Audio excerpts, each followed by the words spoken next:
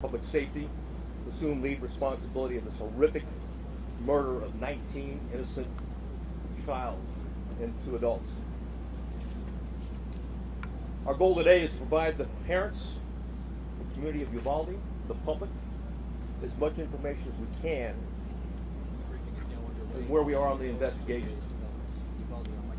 We're here to report the facts as we know them now, not to defend what was done or to criticize what was done or the actions taken. I'll begin first and foremost with the timeline as we know it. The second timeline I'll discuss is the 911 timeline. Then we'll talk about the relevant social or digital media footprint of the subject. And we'll also have plenty of time for questions at that point.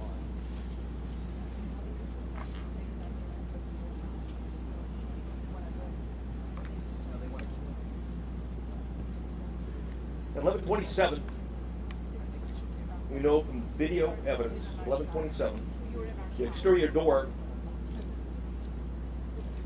suspected of where we knew the shooter entered, Ramos, was propped open by a teacher. 11:28, the suspect vehicle crashes into the ditch, as previously described. The teacher runs to the room 132 to retrieve a phone, and that same teacher walks back to the exit door, and door remains propped open. There were 2 males, as reported by Regional Director Escalon yesterday. There were 2 males at a funeral home that when they heard the crash, they went to the crash scene. When they arrived at the crash scene, before they got there, they saw a man with a gun exit the passenger side with a backpack. They immediately began running. Ramos began shooting at him. Did not hit him.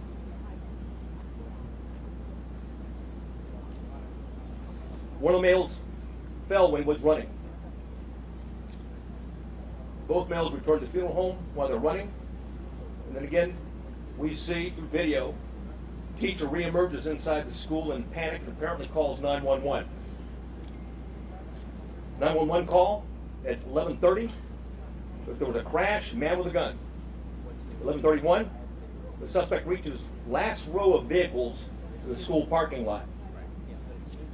11:31, the suspect shooting began at the school while patrol vehicles got to the funeral home. I'll point out where it is. We're clear? Okay, great, thanks. Crash vehicles over here. Suspect hiding behind a vehicle, started walking down, shooting into the classroom. There was a discussion early on that an ISD, Consolidated ISD from Uvalde, had officer, was a resource officer, had confronted the subject. That did not happen, as R.D. Escalon talked about yesterday. It was certainly stated in preliminary interviews, but often these preliminary interviews and a cursory walkthrough doesn't reveal the type of information, and certainly, police officers, like anyone else, under stress, sometimes witnesses get it wrong.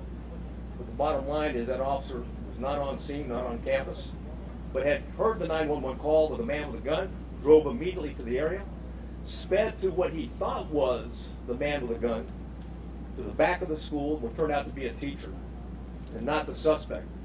In doing so, he drove right by the suspect, who was hunkered down behind a vehicle where he began shooting at the school.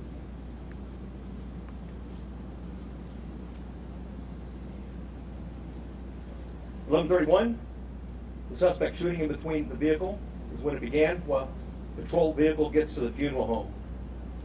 Multiple shots are fired outside the school at 11:31. Patrol car accelerates in the parking lot, drives by the shooter. That's exactly what I was talking about. It was the ISD officer at that time. He passes and then leaves the camera view. There's multiple shots fired at the school at 11:32, at 11:32:27, 11:32:36.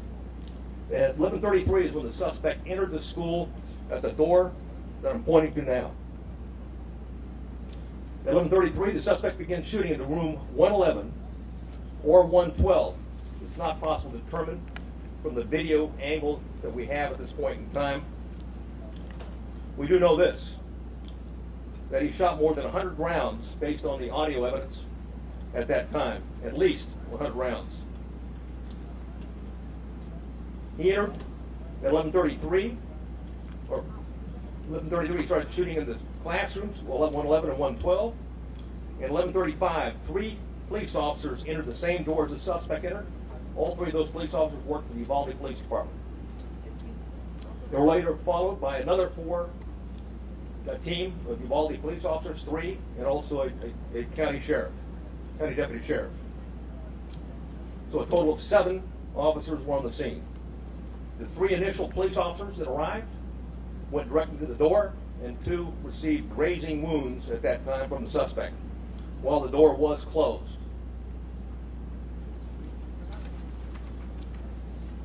At 11:37, there was more gunfire. Another 16 rounds was fired at 11:37. 1 at 11:37, and 16 seconds, 11:38, 11:40, 11:44. At 11:51, a police sergeant and USB agents started to arrive. At 12:03, officers continued to arrive in the hallway, and there were as many as 19 officers at that time in that hallway.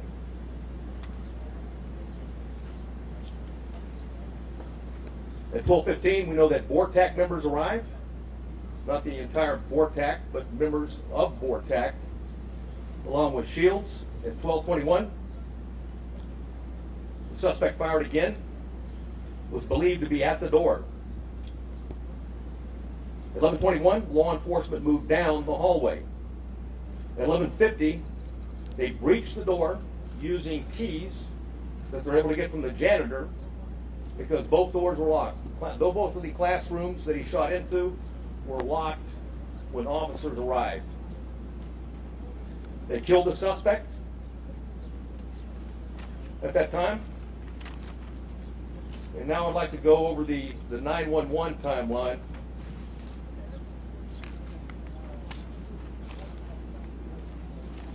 So I warn you, it's not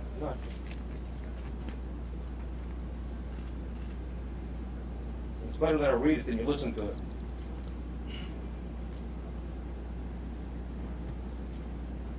The caller identified, I'll not say her name, but she was in room 112, called 911 at 12:03. The duration of the call was 1 minute and 23 seconds. She identified herself and whispered, she's in room 112. At 12:10, she called back in room 12, advised there were multiple dead. 12:13, again she called on the phone. Again at 12:16, she's called back and said there was 8 to 9 students alive. At 12:19, a 911 call was made, and another person in room 111 called. I will not say her name. She hung up when another student told her to hang up. At 12:21, you could hear over the 911 call that 3 shots were fired. At 12:36, 911 call, it lasted for 21 seconds. The initial caller called back, student, child, called back, was told to stay on the line and be very quiet. She told 911 that he shot the door. At approximately 12:43 and 12:47, she asked 911 to please send the police now.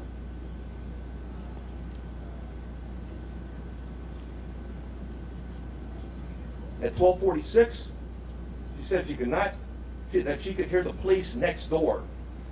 At 12:50, shots are fired. They could be heard. It was a 911 call. And at 12:51, it's very loud and sounds like the officers are moving children out of the room. At that time, the first call that called was outside before the call cuts off.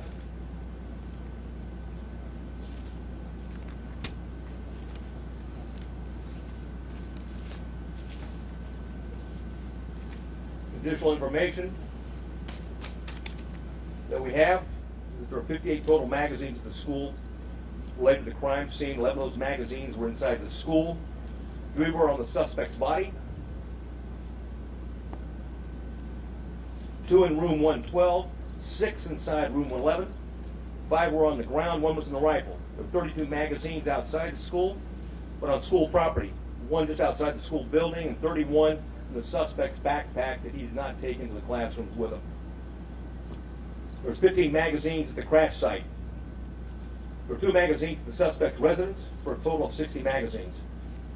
He had purchased and had a total of 1,657 total rounds of ammunition. 315 of those rounds were inside the school. 142 of those were spent cartridges. 173 were live rounds. 922 were outside of the school, but on school property. 22 of those were spent cartridges. 900 were live rounds. 422 were at the crash site. 22 were spent cartridges. 420 of those were live rounds. There's 35 spent law enforcement cartridges total in the school. 8 of those were in the hallway. 27 were inside the classroom. 111 where the suspect was killed.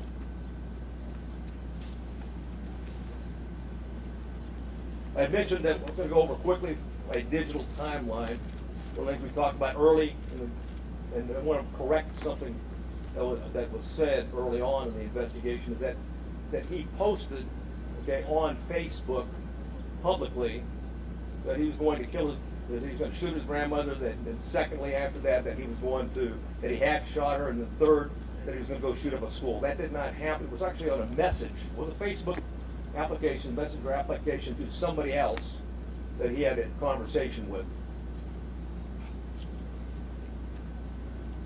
We know that through his digital media footprint, and I'll just do it by date time, that Ramos asked his sister to help him buy a gun.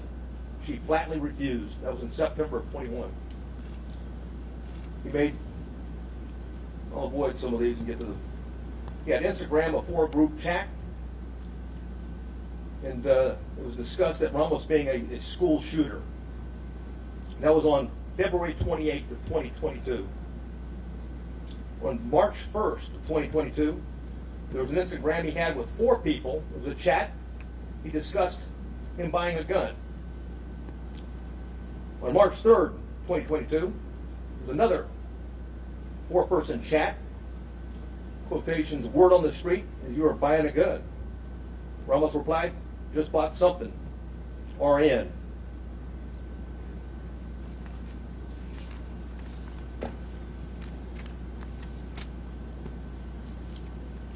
On March 14th, and there was an Instagram posting by the subject, in quotations, 10 more days.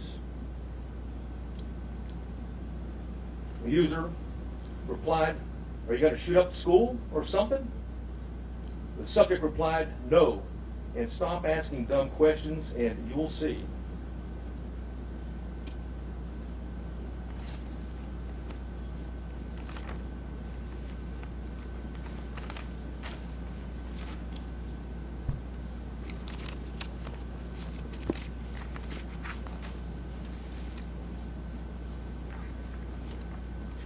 I know you have many questions, and I've agreed to stay as long as we can and answer as many of those questions as we can.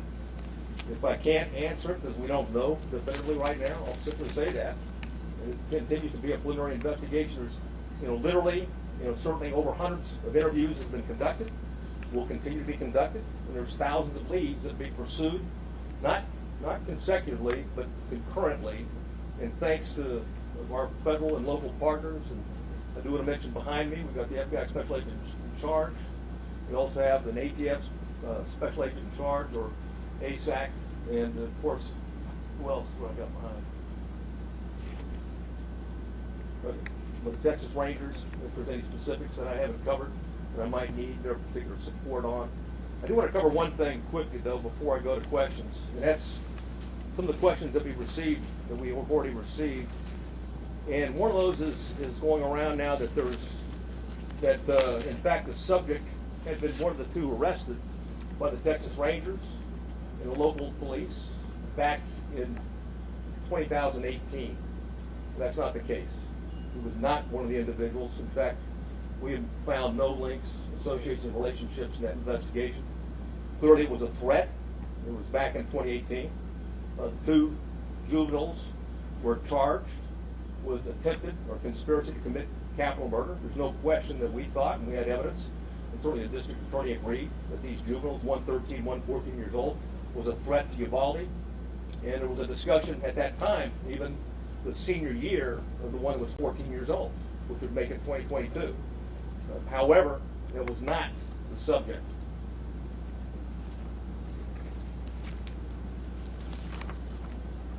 Questions? Yes, sir.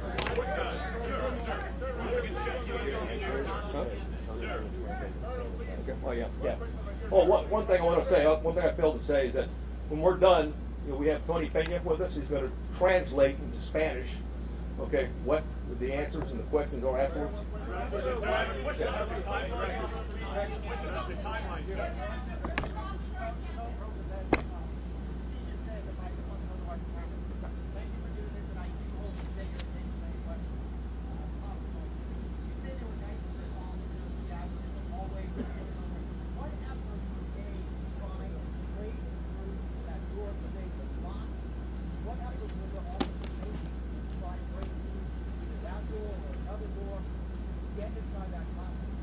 None at that time. The on-scene commander at the time believed that it had transitioned from an active shooter to a barricaded subject. Sir, you have people who are alive, children who are calling 911 saying, please send the police. They are alive. In that classroom, there are lives that are at risk. Hey, we're well aware of that. Right. Yeah. Why was this decision made not to go in and rescue these children? Again, the on-scene commander considered a barricaded subject and that there was time and there were no more children at risk. Obviously, based upon the information we have, there were children in that classroom that were at risk, and it was, in fact, still an active shooter situation and not a barricaded subject.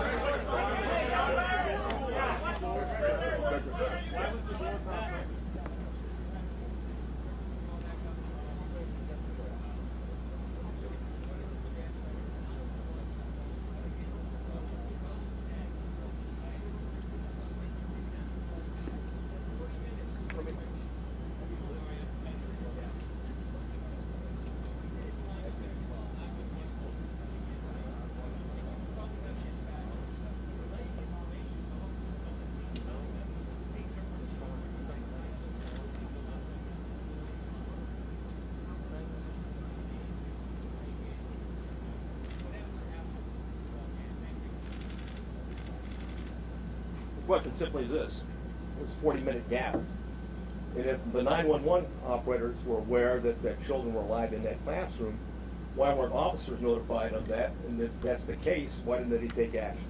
That's the question. And again, I'll go back to the answer for right now: is that it was considered. Okay, the decision was made on the scene. I wasn't there at the same point in time. A decision was made that this was a barricaded subject situation. There was time to retrieve the keys and wait for a tactical team with the equipment to go ahead and breach the door and take on the subject at that point. That was the decision, that was the thought process at that particular point in time.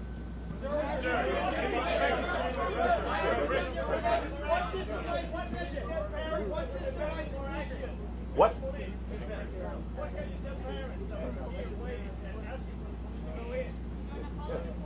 And there was 19, like I said, there was 19 officers in there. In fact, there was plenty of officers to do whatever needed to be done, with one exception, is that the incident commander inside believed they needed more equipment and more officers to do a tactical breach at that point. That's why BORTAC was requested on the scene. As soon as they were there, they executed a search, or at least a dynamic entry, and went in.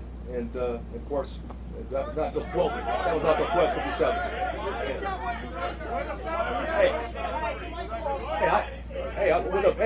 With the benefit of hindsight. Stand by. All right, I got it. Okay. Hey, for the benefit of hindsight, where I'm sitting now, of course it was not the right decision. It was the wrong decision. Period. There's no excuse for that. But again, I wasn't there, but I'm just telling you, from what we know, we believe there should have been an entry at that as soon as you can. Hey, when there's an active shooter, the rules change. It's no longer, okay, it's no longer a barricaded subject. You don't have time. You don't worry about outer perimeters. And by the way, Texas embraces active shooter training, active shooter certification, and that doctrine requires officers, we don't care what agency you're from, you don't have to have a leader on the scene. Every officer lines up, stacks up, goes and finds where those rounds are being fired at, and keeps shooting until the subject is dead, period.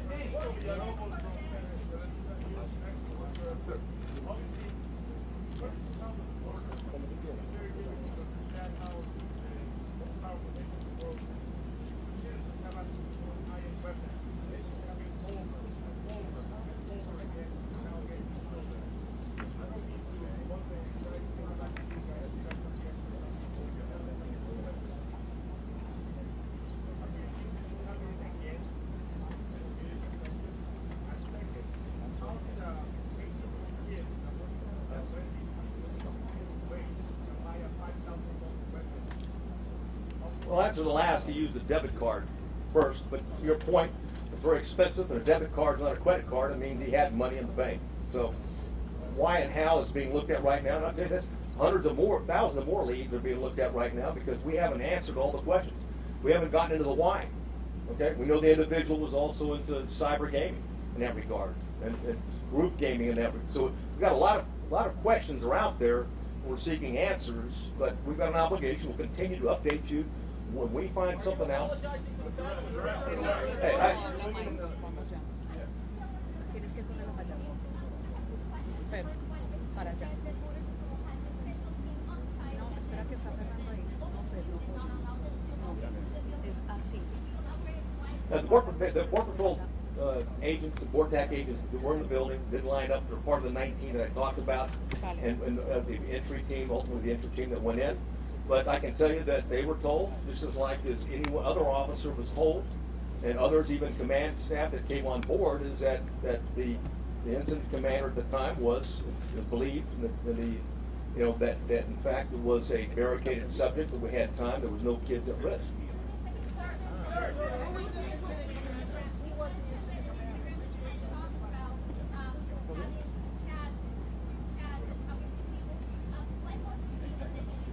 I wish he was. Because there's no question. And I'll say this right now, and every time we have one of these, there's copycats, okay? And we need the public, just like we did back in 2018, it was a public, okay, that came forward that we got 2 people that were about to shoot up a school or planned to shoot a school. It's imperative on the public, when you get something, just because it sounds like he's a nut, he may be a nut. But just because it sounds like, well, it's possible to do, he may be intended to do, as I've read the timeline based upon the chats that he had. So we need everyone, when we have a threat to life like that take it seriously and report it. Because ultimately, this is tragic. What do you tell the parents of 19 kids, or the families of two teachers? Yeah. Hey, yes, sir. Yes, sir. Wanted to wait for tactical gear. By 12:15, you had at least 15 officers and shields on scene. Yeah.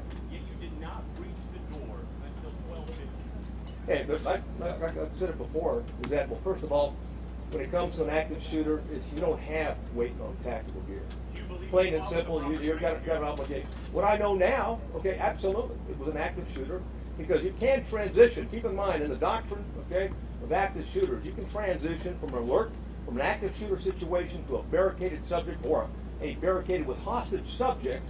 But if shooting continues, and you have any reason to believe that there's individuals alive in there, you've got an obligation to move back to an active shooter posture, and that means everybody at the door. Are you saying those children were no longer at risk when he barricaded himself? Todavía te da un tricítico por correrla. Correrla lo que más pueda. En la base. Mira, ahí te da correrlo. Well, Uvalde has a part-time SWAT team, number one. The ISD's got, they've limited officers. I think, what you got, 6? They got 6, yeah. The Consolidated Independent School District has 6 officers, and they didn't have one posted at that location. And someone said, hey, what do you tell the parents? I mean, bottom line is that, or someone talked about, said, when there's kids in the room, why wasn't there an entry? Because it was believed, like I said at the time, that the subject was stationary, barricaded, there was no risk to other children. Again, on retrospect, from where I'm sitting right now, clearly there was kids in the room. Clearly, okay, they're at risk. And oh, by the way, even when you go back to shooting, there may be kids that are injured. Okay, they may have been shot but injured, and it's important for life-saving purposes to immediately get there and render aid. Where was the resource officer? Why was he not on campus? He was not on campus. Why? Well, again, we'll have all those answers down the road. Okay.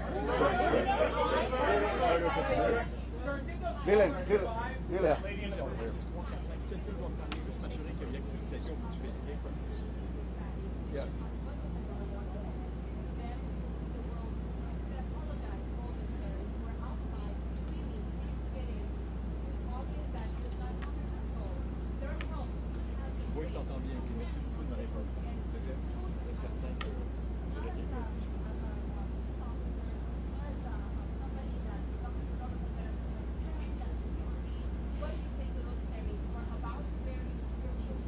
Well, first I want to say that the Consolidated Independent School District officers were there early. There was 4 of them, and they immediately began evacuating the school and did that throughout the process. So keep in mind, so that was going on. That's what do I say to the parents? I don't have anything to say to the parents other than what had happened. We're not here to defend what happened. We're here to report the facts so they have the facts. Yeah. Hey, bottom line, consultant. Were any of the family members gassed or taped outside the building? I'm sorry? Oh, yeah. I don't have any information on that.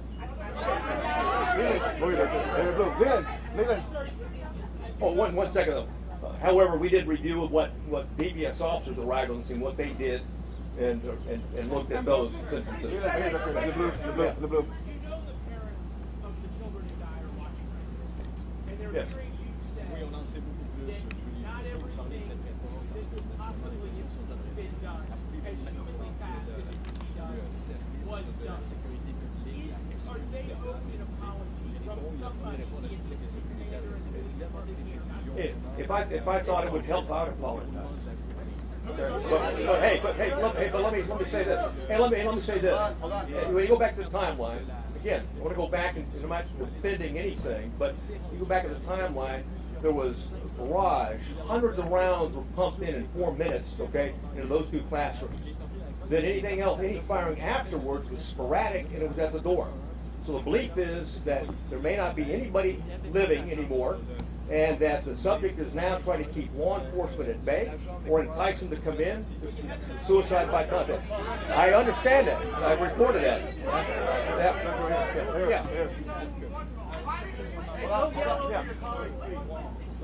Il y avait jusqu'à 16 policiers à l'intérieur, alors que le jeune était barricadé dans une salle de classe, la salle 111 comme on l'a appelé. Et à aucun moment, ils ont pris d'assaut cette salle de classe-là. Et c'est l'élément central de ce que le film Croft explique. Well, I might answer the first one, but the why on the second one I don't have. The first one, that each door can lock from the inside, and both doors were locked, okay, from the inside. So the subject, when he went in, he locked the door. He came out one time into the hallway, went back in and locked the door, because at the time that the officers went in, both doors were locked. They got a key from the janitor and used it.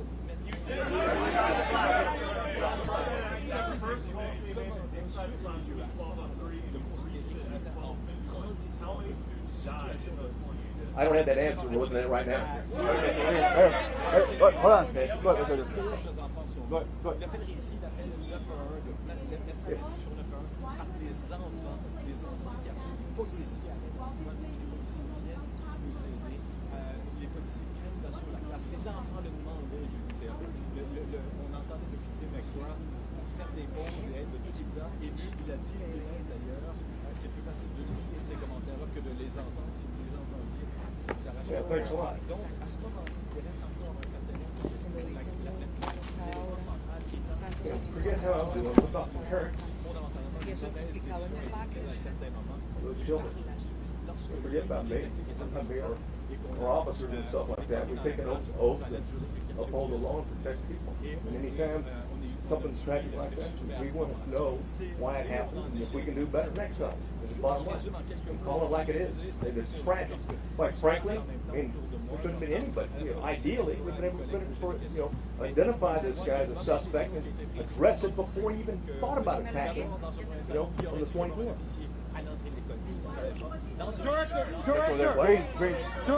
Director. Go ahead. There's a lot of ammunition, a lot of rounds. Are there other people that you're looking at to arrest that aided him? And we're looking at other people.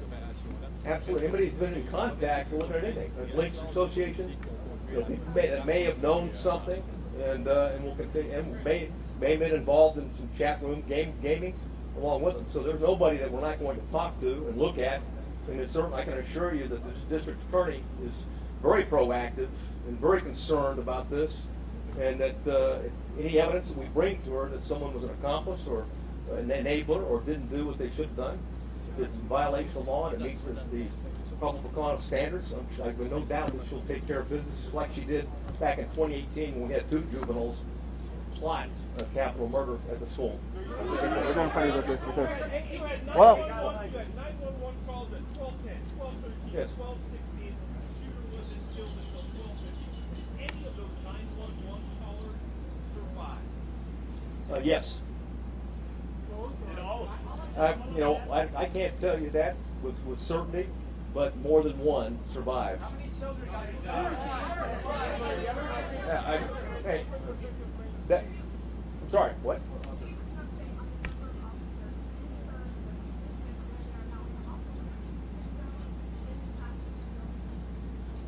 Yes, the windows at I'll go backwards, right over here, I'll move over here. Something shot into these windows right here, he's approaching the door. ¿Puedes? Right? So the children were vulnerable all the time going through. We don't have any recording of any of the children maybe injured but not dead. The way he shot in a particular area, right? As to the answer in terms of someone could have shot opposite in that regard, so I don't have the answer to that, quite frankly. Right? We're looking at a number of different things in terms of ballistics and things like that, which you can do. Keep in mind, you've got children, okay, in here. We've got children in here. Oh, geez, yeah. Bring the map closer to the ring. Okay. All right. We're looking at this from a tactical standpoint and everything in terms of looking backwards, okay? And certainly one of the things is, what was the access in 111 and 112 in that regard? And also, you know, there's other access points as well.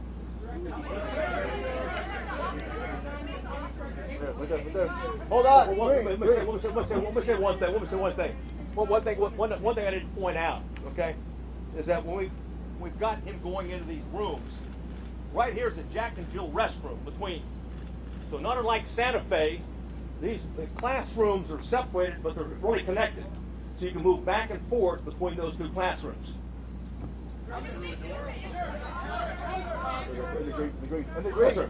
Was the incident commander receiving the information coming via the 911 calls? And if so, why not? And if so, speak to the level of investigation that you're putting into that area. Yeah, that question will be answered, but I don't have I'm not going to share the information we have right now. Because I don't have the detailed interview right now. Go ahead, sir. Right there. Yeah, go ahead, It was a barricade situation. Did any police officers go in and get their own kids while the parents were outside? Not that I'm aware of, no. Go ahead, yes, please.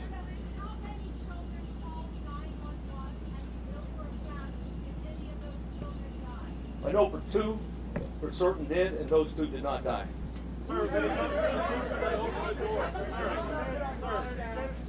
that crossover door still not open even after the incident was occurring with shots being fired in the air? Bottom line is, like we reported what happened. That back door was propped open, It wasn't supposed to be propped up. It was supposed to be locked. And certainly the teacher that went back for her cell phone, it propped it open again. So that was an access point that the subject used. Go ahead, Blue. Go ahead. Hold on. You have said in hindsight mistakes were made, and Democratic congressman is now calling for the FBI to investigate the response here. Yeah. It is going to be held accountable. Well, first of all, we welcome the FBI. There's a reason why there's the FBI special agent in charge behind me right now. They play a vital role. And again, this is about finding facts and reporting facts as quick as we can.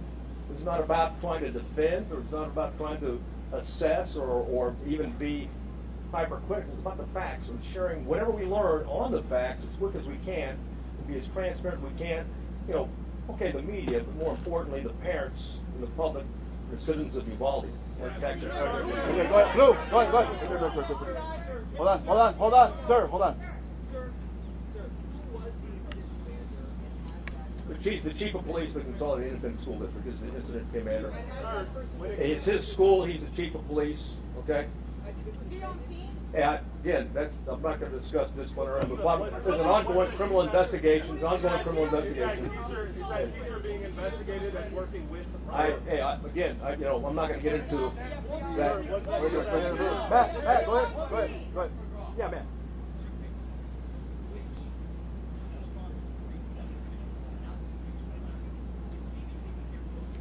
The chief of police of Consolidated Independent School District, he was convinced, and again, I want to go back and say, he was convinced at the time that there was no more threat to the children, and that the subject was barricaded, and that they had time to organize with the proper equipment to go in. The subject already had hit, 3 officers, and hit 2 officers, and I didn't answer the final question. A third border patrol agent was grazed as well, but no police officer was seriously injured.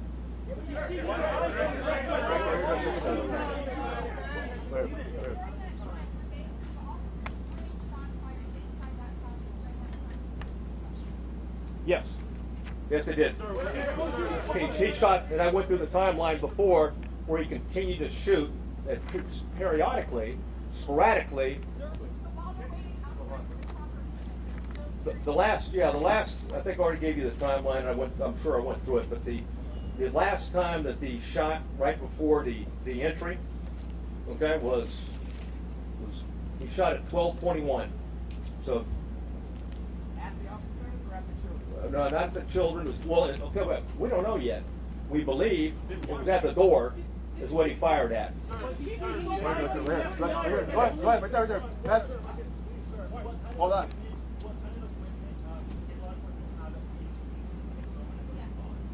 Hey, well, we know that beginning when the VORTAC agents arrived, they had 3 ballistic shields. Yeah, what? Next question. Yeah, right here the booster. Right here. Yeah, go ahead. Hold on.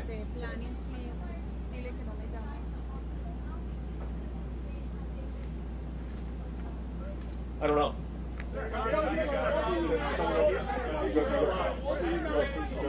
No, that's fine. Yeah, let's answer the question. What do you think you should have banned like women? Well, I've already said that. I've already said it. First of all, hey, Texas embraces and teaches, okay, the active shooter doctrine. The active shooter doctrine, as long as there's kids, and as long as there's someone's firing, you go to the gun, you find them, you neutralize them, period. And there's only, there's some nuances with transition to a barricaded subject, also transitioning to a hostage situation.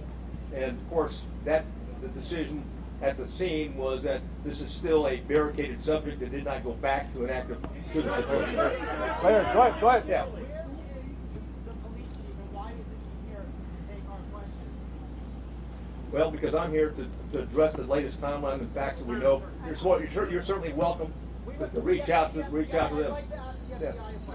I defer to. You want to get the question? Okay, hold on. How many children were pulled out? Hold on, sir. Hold on. Sir, you have been on the scene for several days. With 2 things. What exactly is your role in this investigation?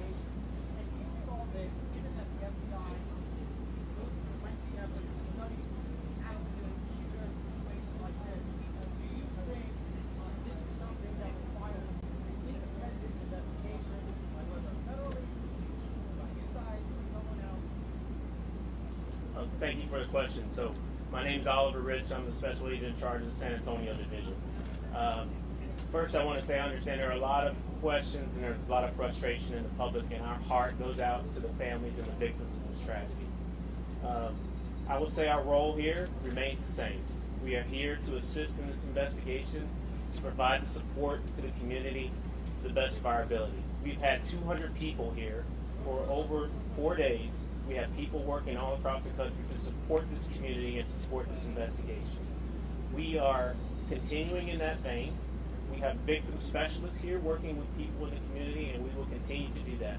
If the facts bear out that there is a federal nexus, then the FBI will conduct an appropriate investigation at that time. But for now, we continue in this to support the Texas Rangers.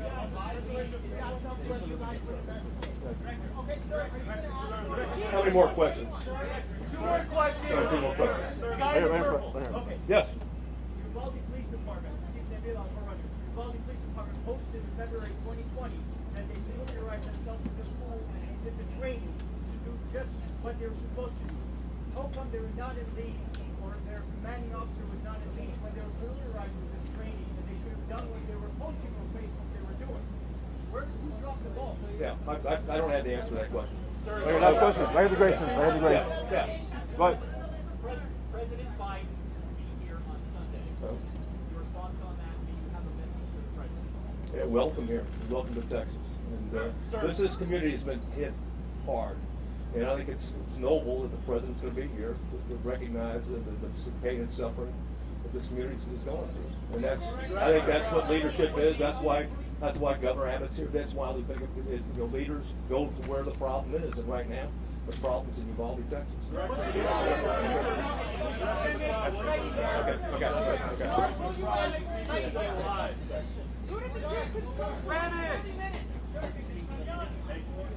En español. Spanish.